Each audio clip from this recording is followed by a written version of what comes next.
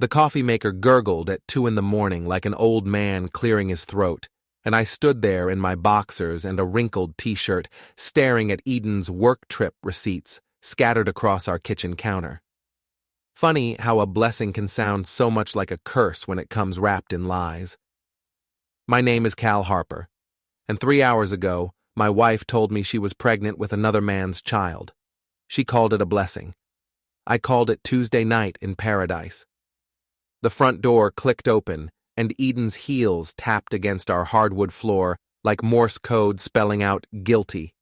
She'd been at Monica's place, allegedly, having one of those deep, meaningful conversations that women have over wine and cheese plates, the kind where they solve all the world's problems except the ones sitting in their own living rooms. "Cal, you're still awake?" Her voice carried that practiced sweetness she used when she wanted something. Tonight, apparently, she wanted forgiveness. "Just making coffee," I said, not turning around. Figured I'd need the caffeine for this conversation. She set her purse down with the careful precision of someone who'd rehearsed this moment. Designer bag, designer clothes, designer lies. Eden had always been good at presentation. It's what made her successful at the marketing agency downtown, knowing exactly how to package garbage to make it look appealing. "We need to talk about what I told you earlier." She moved closer, and I caught a whiff of her perfume mixed with something else. Guilt, maybe, or just the lingering scent of another man's cologne. I turned around, leaning against the counter, arms crossed. "About the blessing?" Her face flushed. Even at 2 a.m., Eden looked perfect. Auburn hair pulled back in a neat ponytail, makeup still flawless despite her evening out. She'd always been the kind of beautiful that made other women hate her and other men stupid. "Don't say it like that." "Like what? Like it's not mine?"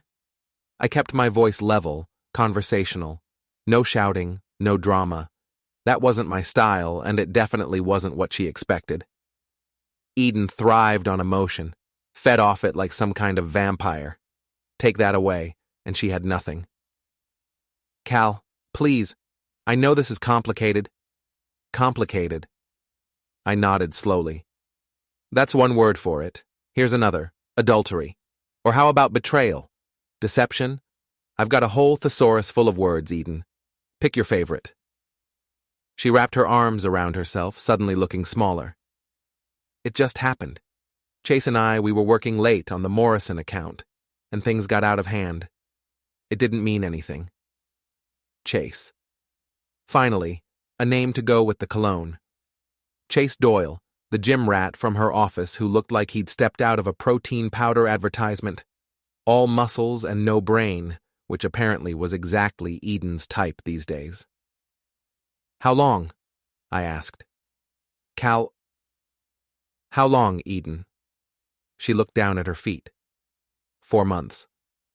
Before we dive deeper into this story, I have one small request. Please subscribe, drop a like, comment, and hit that hype button to boost this channel so more people can discover these incredible Reddit stories. 4 months. While I'd been working 60-hour weeks managing construction projects, trying to save up for the house renovation she wanted, she'd been playing house with Ken Doll from accounting. The irony wasn't lost on me. I'd been building other people's dreams while mine crumbled. "And you want me to raise his child?" It's not about whose child it is biologically. It's about us, about our marriage. This baby could be a fresh start. I almost laughed. Almost. A fresh start, right. Because nothing says new beginning like raising your wife's lover's offspring. Don't be crude. Crude? Lady, you haven't seen crude yet. I pushed off from the counter, moving past her toward the stairs.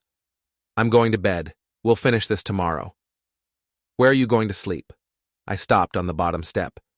"In my bed, in my house. You know, the one I've been paying for while you've been playing hide the sausage with Captain America." "Cal, please. We can work this out. I made a mistake, but I love you. This baby is not my problem." I climbed the stairs without looking back, leaving her standing in the kitchen with her blessing and her lies. But I didn't go to bed. Instead, I sat in my home office, staring at my computer screen, thinking about blessings and curses and the thin line between justice and revenge. Eden thought she had me figured out. Thought I'd roll over and play the good husband, swallow my pride and pretend her bastard child was some kind of gift from above. She was wrong. By morning, Eden Harper was going to learn that blessings come with receipts, and I'd kept every single one. Dawn crept through our bedroom blinds like a burglar, slow and unwelcome. I'd managed maybe 2 hours of sleep, but my mind was sharp as broken glass. Eden lay beside me, curled up in her silk pajamas, looking peaceful as a saint. Amazing how serene people look when they're not awake to feel guilty.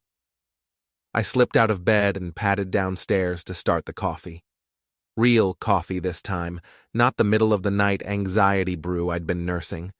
The kitchen still smelled like her perfume and my disappointment. My phone buzzed. Text from my brother Ray. "How'd it go with Eden? You need backup?" Ray worked construction with me, but he used to be a cop before he decided he preferred building things instead of arresting people who tore them down. He had that protective older brother thing down to an art form, which usually annoyed me but today felt like a lifeline. I typed back, "All good, situation handled." That was optimistic, but Ray didn't need to worry. Not yet. Eden appeared in the doorway, wearing her silk robe and the expression that suggested she'd spent the night rehearsing her next performance. "Good morning?" "Morning." I handed her a cup of coffee, black, the way she liked it. No cream, no sugar, no sweetness to soften the bitter taste. Seemed appropriate. "Cal, about last night." "You mean this morning. It was past midnight when you dropped your little bombshell."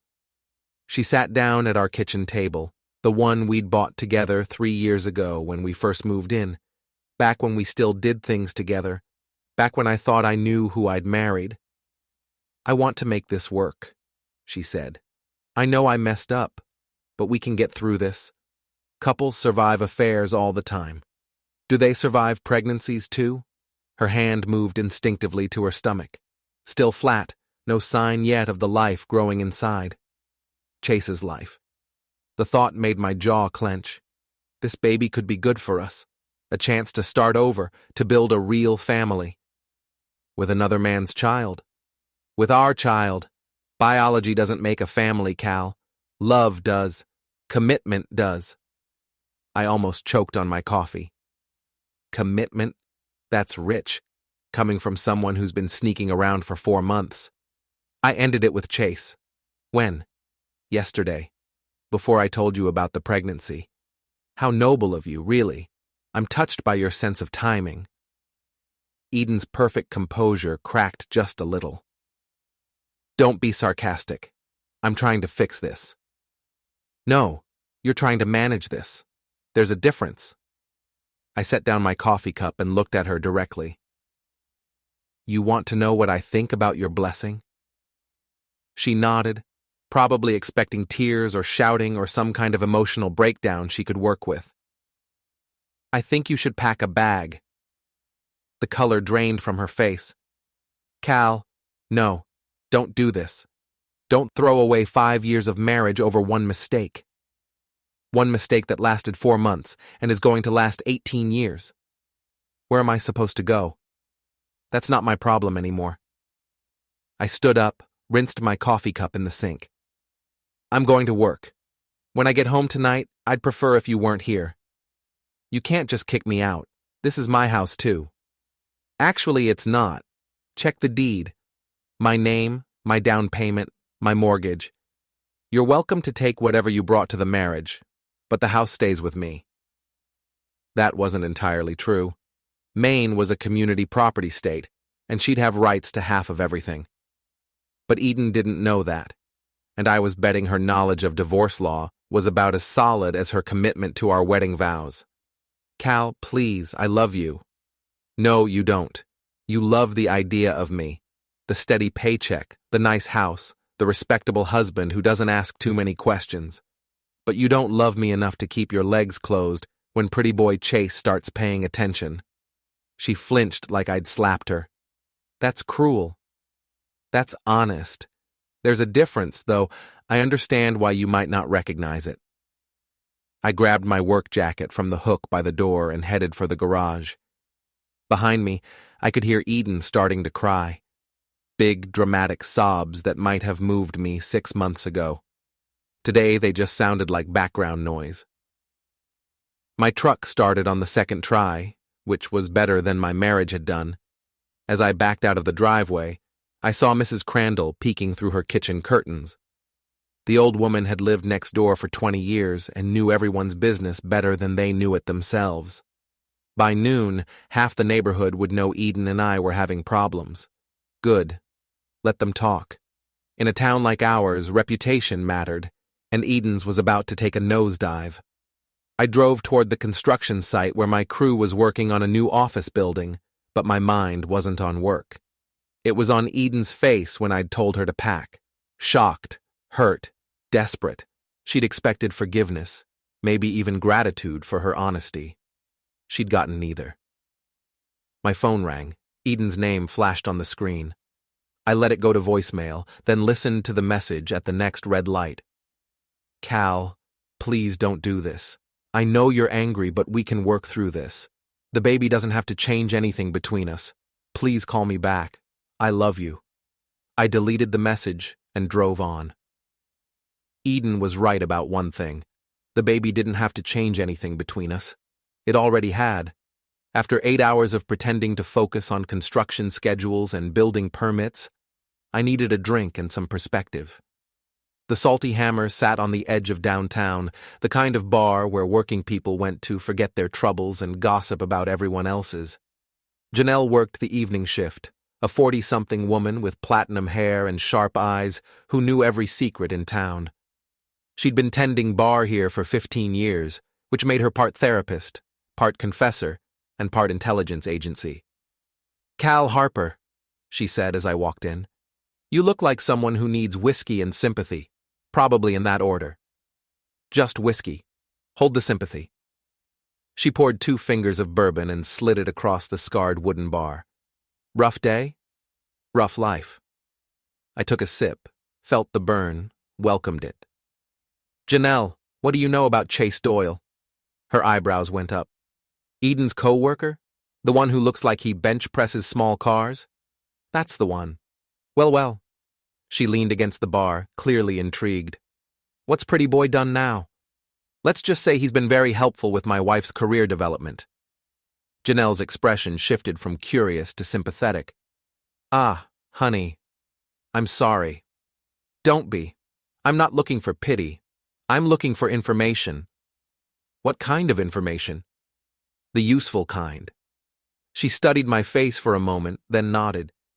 Chase comes in here sometimes, usually with different women, never the same one twice. Talks loud, tips poorly, thinks he's God's gift to the female population. Married? Divorced.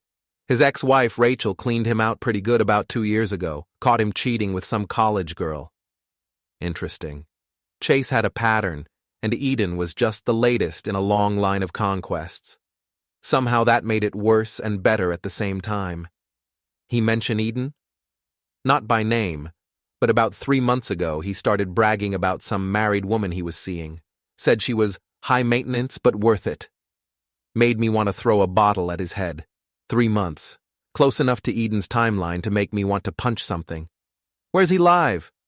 Cal, whatever you're thinking. I'm not thinking anything violent. I just want to have a conversation. Janelle looked skeptical, but she pulled out her phone and scrolled through something.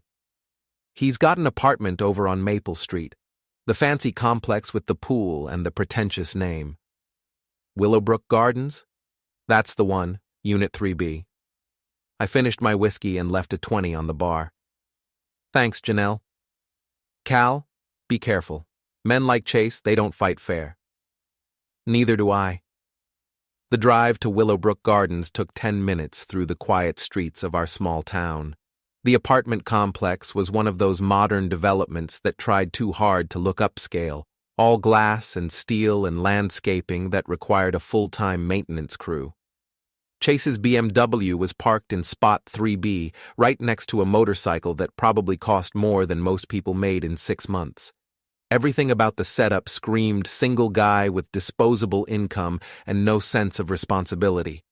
I sat in my truck for a few minutes, watching the building, thinking about what I wanted to accomplish. Confronting Chase directly would be satisfying but ultimately pointless. He'd just deny everything or try to justify it, and I'd end up wanting to rearrange his face. Better to be smart about this. Better to be patient. My phone buzzed. Another text from Eden. Please come home. We need to talk. I turned off the phone and drove home, taking the long way through downtown, past the movie theater where Eden and I had our first date, past the restaurant where I'd proposed, past all the places that used to mean something before she decided our marriage was negotiable. The house was dark when I pulled into the driveway. Eden's car was gone, which meant she'd either taken my advice and left or gone to Monica's to strategize her next move. I was betting on the latter. Inside, I found a note on the kitchen counter. Cal, I'm staying at Monica's tonight. Please don't do anything rash. We can fix this. I love you. Eden. I crumpled up the note and threw it in the trash. Then I went upstairs, opened Eden's closet, and started packing her clothes into garbage bags. If she wanted to stay at Monica's, she could do it permanently. It took 3 trips to load everything into my truck. Clothes, shoes, makeup, jewelry, all the expensive things she'd accumulated during our marriage. I drove across town to Monica's apartment and left the bags on her doorstep with another note. Your blessing has been delivered. By the time I got home, it was past midnight. The house felt different without Eden's things in it. Emptier, but somehow cleaner. I poured myself another whiskey and sat in my living room, thinking about blessings and curses and the difference between justice and revenge. Tomorrow, I'd start making some calls. Ray knew people, and people knew things. In a town this size, secrets didn't stay secret for long, especially when someone was motivated to uncover them. Eden thought she could manage this situation, control the narrative, make me the bad guy who couldn't forgive and forget. She thought I'd roll over and accept her blessing like a good little husband. She was about to learn how wrong she could be. Ray showed up at my house the next morning with coffee and donuts, which meant he'd talked to Janelle and knew the whole story. My brother had always been able to read situations like a book, which made him a good cop and an even better friend. So, he said, settling into my kitchen chair with his coffee, Eden's pregnant with another man's child, and you kicked her out. That's the short version. And the long version? The long version involves me making sure everyone in town knows exactly what kind of person they're dealing with. Ray studied my face. Cal, I get that you're angry. I'm not angry. Angry is what you feel when someone cuts you off in traffic. This is something else entirely. What would you call it?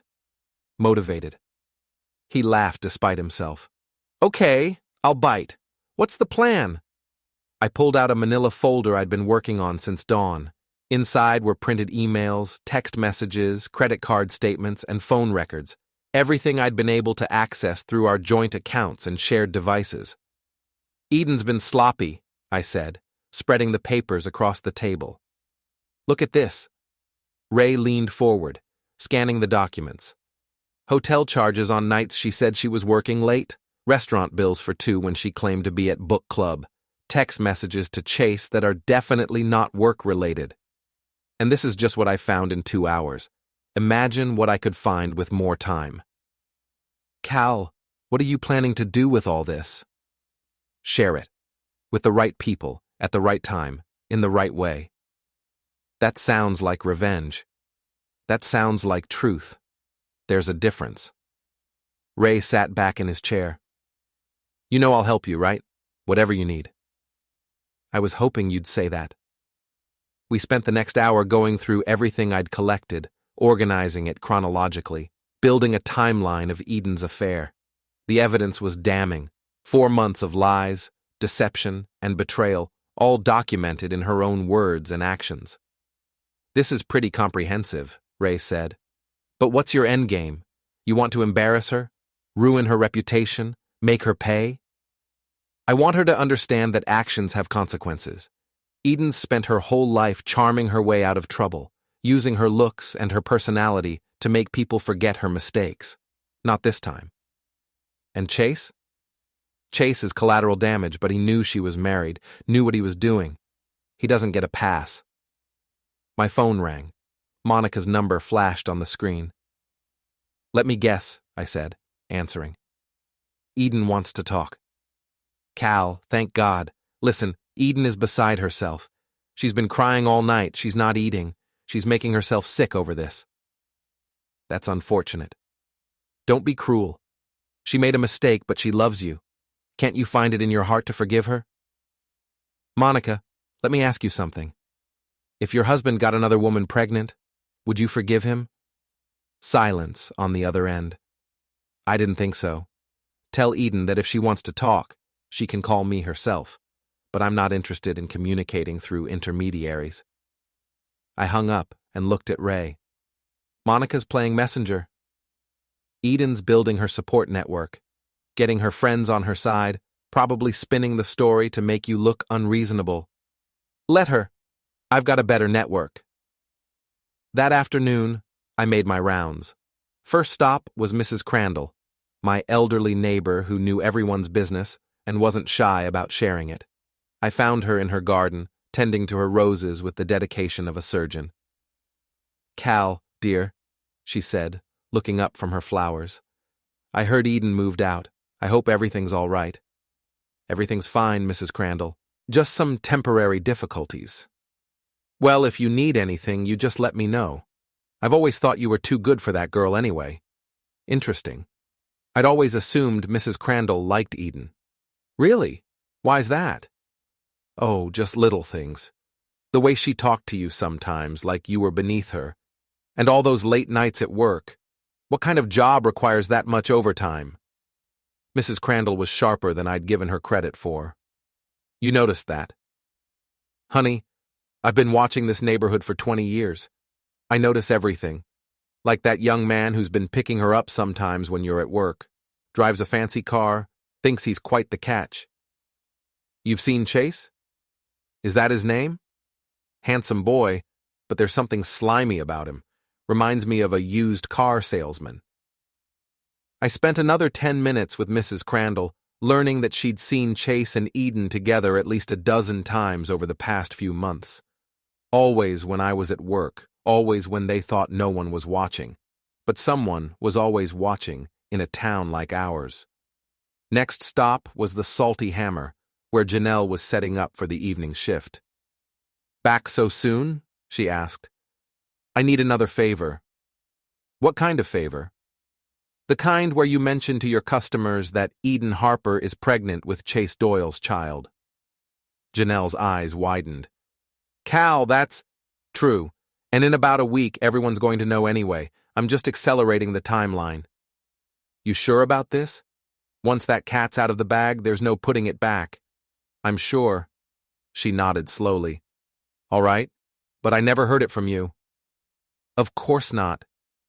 By the time I got home, my phone had 3 missed calls from Eden and 2 from Monica. I ignored them all and spent the evening organizing my evidence into neat piles, making copies, preparing for the next phase of my campaign.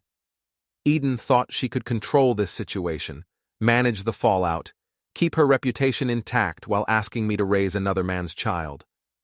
She was about to learn that some blessings come with a very high price. The gossip network in our town worked faster than the internet. By Thursday morning, I was getting looks at the hardware store, sympathetic nods at the coffee shop, and knowing glances from half the people I passed on the street. Eden called me 6 times before noon. "Cal, we need to talk. People are saying things, horrible things, and I don't know where they're getting their information." "What kind of things?" "You know what kind of things. About me and Chase, about the baby. Someone's spreading rumors, and I think I know who." "Enlighten me." "It's you, isn't it?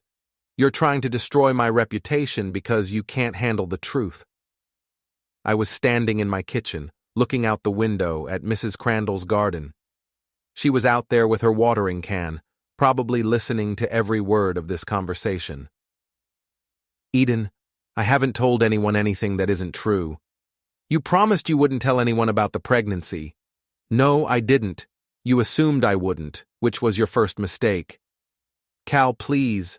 My boss is asking questions. My mother called this morning crying. Monica says people are looking at her funny because she's my friend." Sounds like consequences. This isn't fair. Fair? You want to talk about fair? Fair would have been you keeping your wedding vows. Fair would have been you thinking about our marriage before you jumped into bed with Chase. Fair would have been you considering my feelings before you decided to get pregnant with another man's child. It's not like I planned this. But you planned the affair. 4 months, Eden. 4 months of lying to my face, sneaking around behind my back, making me look like an idiot in front of the whole town. Nobody knew. Everybody knew. Mrs. Crandall saw Chase picking you up. Janelle heard him bragging about his married girlfriend. The only person who didn't know was me, and that was intentional. Silence on the other end of the line. "I want to come home," she said finally. "This isn't your home anymore." "Cal, I'm pregnant. I need stability, support. I can't keep staying at Monica's." "That sounds like a problem for you and Chase to solve together." "Chase won't return my calls." Of course he wouldn't. Chase was the kind of guy who was all charm and confidence until things got complicated. Now that his affair was public knowledge, he'd probably moved on to his next conquest. Maybe you should have thought about that before you decided to start a family with him. "Please, Cal, I'm begging you. Just let me come home and we can work this out privately." "There's nothing to work out. You made your choice when you chose him over me. Now you get to live with it." I hung up and immediately got another call, this one from a number I didn't recognize. "Is this Cal Harper?" "Yes." "This is Rachel Doyle. I think we need to talk." Rachel Doyle, Chase's ex-wife, the one who'd cleaned him out in their divorce. This was an interesting development. "What about?" "About my ex-husband and your wife. I have some information you might find useful."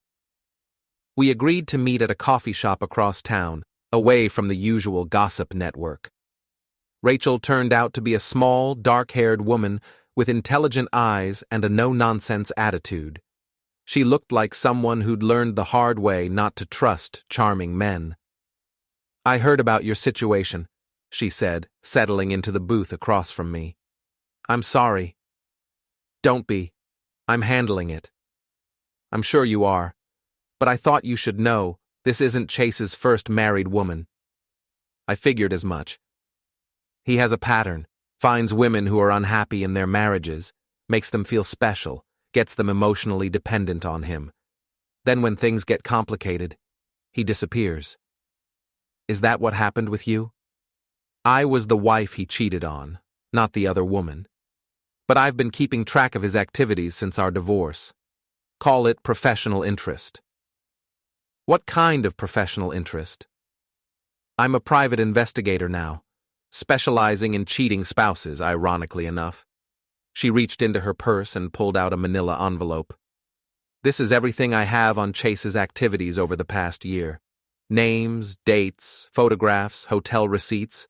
Your wife isn't the only married woman he's been seeing." I opened the envelope and found myself looking at surveillance photos of Chase with at least 3 different women, all taken at various hotels and restaurants around town. He's been busy. Chase collects married women like some people collect stamps, and he's very good at making them think they're special, that what they have is real. Why are you telling me this? Because I know what it's like to be betrayed by someone you trusted, and because Chase needs to face some consequences for once in his life. I studied the photographs, recognizing one of the women as the wife of a local business owner, another as a teacher from the elementary school. "What do you want in return for this information?" "Nothing. Consider it a public service." We talked for another hour, with Rachel filling in details about Chase's methods, his habits, his weaknesses. By the time I left the coffee shop, I had enough ammunition to destroy both Chase and Eden's reputations permanently. But I also had something else, a plan that would give them exactly what they deserved. That evening, I called Eden back. "I've been thinking about what you said," I told her, "about coming home, working things out." "Really?" The hope in her voice was almost pathetic. "Really, but there are conditions." "What kind of conditions?" "Meet me tomorrow night at the Salty Hammer, 8 o'clock. Come alone." "Cal, I don't think a bar is the right place to discuss our marriage. It's the perfect place, public, neutral territory. Unless you're afraid of what people might think?" "Of course not." "Good. And Eden, bring Chase." "What? Why?" "Because this conversation involves all three of us. If we're going to work this out, everyone needs to be honest about what happened." "Chase won't come." "Then I guess we don't have anything to talk about." I hung up and smiled for the first time in days. Tomorrow night, Eden and Chase were going to get their blessing, delivered exactly the way they deserved it, in front of the entire town. The Salty Hammer was packed on Friday night, which was exactly what I'd been counting on. Word had gotten around that something was going down, and in a town our size, that was better than cable television for entertainment value. I arrived at 7:30 and took a seat at the bar where I could see the entire room. Janelle poured me a whiskey without being asked. "You sure about this, Cal?" "Never been more sure of anything in my life." Ray sat 2 stools down, nursing a beer and pretending to watch the baseball game on the television above the bar. Mrs. Crandall was at a corner table with her bridge club, all of them trying to look casual, while clearly waiting for the show to start. Eden walked in at 5 minutes past 8, looking nervous and overdressed in a black cocktail dress that probably cost more than most people's car payments. She'd gone for the sympathy look. Vulnerable, beautiful, slightly fragile. It might have worked on me 6 months ago. Chase followed her in, looking like he'd rather be anywhere else in the world. He'd dressed down in jeans and a polo shirt, probably hoping to blend into the crowd. Fat chance of that in a room full of people who already knew exactly who he was and what he'd done. They found a table in the middle of the room, which put them right where everyone could see and hear everything that was about to happen. I finished my whiskey, picked up the manila envelope Rachel had given me, and walked over to their table. "Eden, Chase." I pulled out a chair and sat down without being invited. "Thanks for coming." "Cal, I'm so glad you called," Eden said. "I've been thinking about what you said, about working things out, and I really believe we can get past this." "I'm sure you do." Chase looked like he wanted to crawl under the table. "Listen, Cal, I want you to know that what happened between Eden and me, it wasn't planned. We never meant for it to go as far as it did." "How far did you mean for it to go?" "What?" "I'm curious about your intentions, Chase. When you started pursuing my wife, what exactly were you hoping to accomplish? It wasn't like that. We were working together, spending a lot of time on projects, and things just developed naturally." "Naturally?" I nodded. "The way things developed naturally with Jennifer Morrison? Or Susan Walsh? Or Lisa Chen?" The color drained from Chase's face. Eden looked confused. "Who are Jennifer Morrison and Susan Walsh?" she asked. I opened the manila envelope and spread Rachel's photographs across the table. "They're Chase's other girlfriends, the ones he was seeing while he was seeing you." Eden stared at the photos, her face going through a range of emotions: confusion, realization, hurt, anger. "Chase? What is this?" "Eden, I can explain. You were seeing other women while you were with me? It's not what it looks like." I leaned back in my chair, enjoying the show. Around us, the bar had gone quiet, everyone straining to hear the conversation. "Actually, it's exactly what it looks like," I said. "Chase here has a hobby. He collects married women, makes them feel special, gets them to cheat on their husbands. You're not his first, Eden. You're just his most recent."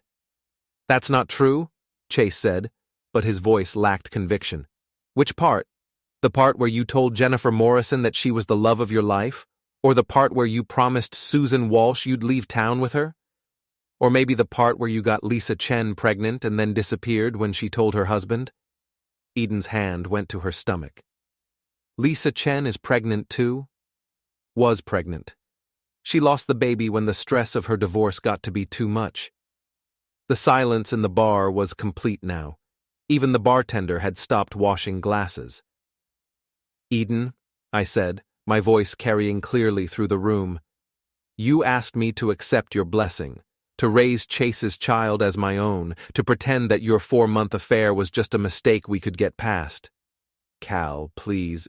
But here's the thing about blessings. They're supposed to come from a place of love, not deception. And what you two had wasn't love. It was just another conquest for Chase and a midlife crisis for you. I stood up, leaving the photographs on the table for everyone to see. So here's my blessing for both of you. Chase, you get to be a father. Congratulations. I hope you're better at that than you are at being faithful. Cal, wait. And Eden, you get to be a single mother. You wanted independence, you wanted excitement, you wanted to feel desired by someone new. Well, now you're free to enjoy all of that without the burden of a boring, reliable husband holding you back. I turned to address the room, my voice carrying to every corner of the bar. Ladies and gentlemen, I'd like you to meet the happy couple, Chase Doyle and Eden Harper, expecting their first child together. Please join me in wishing them all the happiness they deserve. The reaction was immediate and devastating. Whispers, gasps, a few scattered laughs from people who'd never liked Eden anyway. Mrs. Crandall was shaking her head sadly. Monica, who'd been sitting at a back table, looked mortified. Chase tried to stand up, probably planning to leave, but I put my hand on his shoulder. Sit down, Chase. We're not finished yet. I don't have to listen to this. Actually, you do. Because tomorrow morning, copies of these photographs are going to every business owner in town, every school administrator, every church leader, and every gossip columnist in the county. Your reputation, such as it was, is finished. You can't do that. I already did. The emails went out an hour ago. Eden was crying now, big tears rolling down her perfect cheeks. Cal, please, don't do this to us. I'm not doing anything to you. I'm just making sure everyone knows the truth about what kind of people you really are. I picked up the photographs and put them back in the envelope. Enjoy your blessing, Eden. You've earned it. I walked back to the bar, left money for my drink, and headed for the door. Behind me, I could hear Eden sobbing, and Chase trying to explain himself to a room full of people who'd already made up their minds about both of them. Ray caught up with me in the parking lot. That was brutal, he said. That was justice. You feel better? I thought about it for a moment, standing there in the cool evening air, listening to the muffled sounds of conversation from inside the bar. Yeah, I said, I really do. Eden had wanted me to accept her blessing, to embrace the gift of raising another man's child while pretending her betrayal was just a minor mistake. Instead, I'd given her a blessing of her own, the truth, delivered exactly when and where it would do the most good. Some blessings, I'd learned, are worth waiting for.